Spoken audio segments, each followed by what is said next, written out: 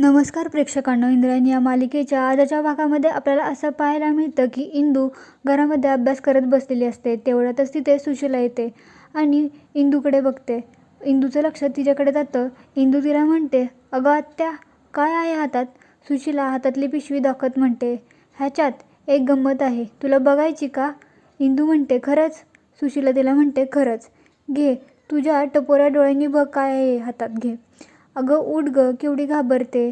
मग इंदू घाबरत उठते आणि म्हणते, नक्की ना? आत्या म्हणते, अगं हो बाया, नक्की. मग इंदू पिशवी उघडून बघते तर त्यात खूप छान असा ड्रेस असतो. इंदू खूप खुश होते आणि म्हणते, अगं आत्या, हा ड्रेस तर ह्या करिश्माताईला बसणार नाही गं, खूप छोटं होईल. सुशीला तिला म्हणते, अगं खोळे, तिच्यासाठी नाही आहे तो. इंदू म्हणते, मग कुणासाठी आहे? सुशीला मग नाटक करत म्हणते, कुणासाठी आणला बरं? जिच्या हातामध्ये हा फरक आहे ना, तिच्यासाठी, त्या माझ्या लाडक्या भाचीसाठी. इंदूला धक्काच बसतो. ती म्हणते, म्हणजे हा फ्रॉक माझ्यासाठी? सुशीला म्हणते, हो. हे सगळं आनंदी दारामागे लपून ऐकत असते. इंदू फ्रॉक बघून खूप खुश होते. पण नंतर ती सुशीलाला म्हणते, आत्या, तू माझी गंमत नाही ना करत गं? सुशीला म्हणते, अगं गंमत नाही करत गं, तू काय दुश्मन आहे का माझी? माझ्या भावाची लाडकी लेक आहेस, माझी लाडकी भाची. इंदू म्हणते, लाडकी? थँक्यू आत्या. सुशीला पण तिच्या चेहऱ्यावरून हात फिरवते आणि म्हणते, माझी लाडाची ग भाची. हे ऐकून आनंदीला धक्काच बसतो.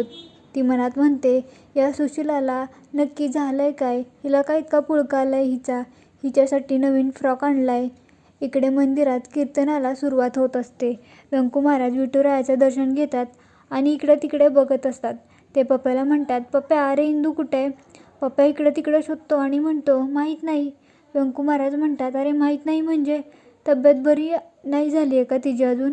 पप्प्या म्हणतो, इंदूची तब्येत, तिला काय झालं? सगळे एकमेकांना विचारत असतात, इंदू कुठं आहे, इंदू कुठं आहे? मग व्यंकू महाराज अद्दूला विचारतात, अधोक्षज, तिचा घसा दुखत होता असं काहीतरी म्हणत होती ती आणि म्हणून कीर्तन करणार नाही ते. हे ठीक आहे, पण कीर्तन ऐकायला आली नाही आहे ती, काय झालं आहे? आदू म्हणतो, काय माहीत, आणि तो खूपच घाबरलेला असतो.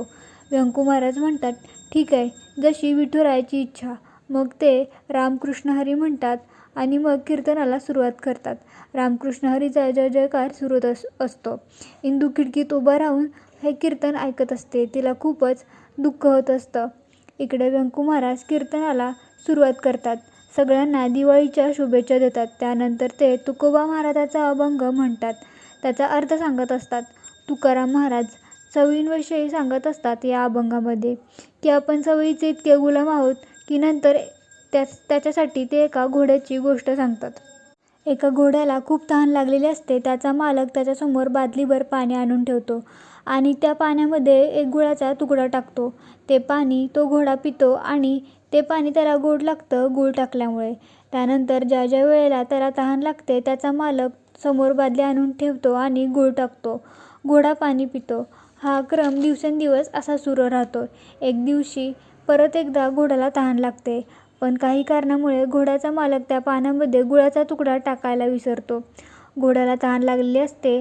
घोडा तो पाणी पितो, पण त्याच्या लक्षात येतं की हे पाणी पिऊन काही त्याची तहान भागत नाही आहे, कारण ते पाणी त्याला गोडच लागत नाही आहे. आपण सवयीचे गुलाम आहोत का इंदू माऊली? असं ते शेजारी बघून म्हणतात. पण इंदू शेजारी नसते हे त्यांच्या लक्षात येतं. इकडे इंदू पण दुःखी होते हे ऐकल्यानंतर. नंतर व्यंकू महाराज म्हणतात, कीर्तनाची ताकद एवढी आहे की आपण स्वतः जे कीर्तनात सांगतो त्याची प्रचिती आपल्याला त्याच क्षणी येते. मला सुद्धा इंदू इथे असण्याची एवढी सवय आहे की ती आता इथे माझ्या शेजारी नाही आहे हे सुद्धा मला लक्षात नाही आहे. इतकी वर्ष कीर्तन करून सुद्धा मन सैरभैर झालं आहे माझं. सवय माऊली, सवय. आत्तासुद्धा बघा ना, दरवर्षी मी दिवाळीत कीर्तन करतो. मंदिराची ही रोषणाई दरवर्षी केलेली असते. तुम्हीसुद्धा कीर्तनासाठी नटून आलाय आणि मीही दरवर्षीसारखा कीर्तनाला उभा आहे. आत्ता माझ्या शेजारी इंदू नाही आहे, पण त्या घोड्यासारखीच माझी अवस्था आहे आज. आजच्या कीर्तनाचा गोडवा मला तेवढा भासत नाही आहे. तर तुकाराम महाराज म्हणतात, विठुरायाची भक्ती करून, चिंतन करून त्याची एवढी सवय लागली आहे की आता काही झालं तरी आम्हाला त्याची भक्ती करण्यावाचून कुणीही थांबवू शकणार नाही. तुम्ही लाख म्हणा हो, तुम्ही विठुरायाची भक्ती करणार नाही, कीर्तन करणार नाही आणि ऐकणार पण नाही, पण रामकृष्ण हरी अशी साथ आल्यानंतर तुमची पावलं पळत सुटणारच.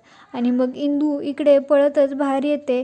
पण इंदूला आदूचे शब्द आठवतात की त्यानं सांगितलेलं असतं की तू कीर्तन करायचं नाही इथून पुढं. उद्याचं व्यंकू काकांसोबतचं कीर्तन करायचं नाहीस. आता तू ठरव. माझी मैत्री हवी आहे की व्यंकू काकांवरचं कीर्तन. मग इंदू थांबते आणि परत माघारी घरात येते. इकडे व्यंकू महाराजांचा अभंग म्हणायचा सुरू असतो. इंदू विठुरायाच्या मूर्तीसमोर बसते आणि रडत असते. ती हात जोडते आणि डोळे मिटते. इकडे व्यंकू महाराजांचा अभंग म्हणून पूर्ण होतं आणि इथेच हा भाग संपतो. आपल्याला हा भाग कसा वाटला कमेंट करून नक्की सांगा. व्हिडिओ आवडला असेल तर लाईक करा, शेअर करा,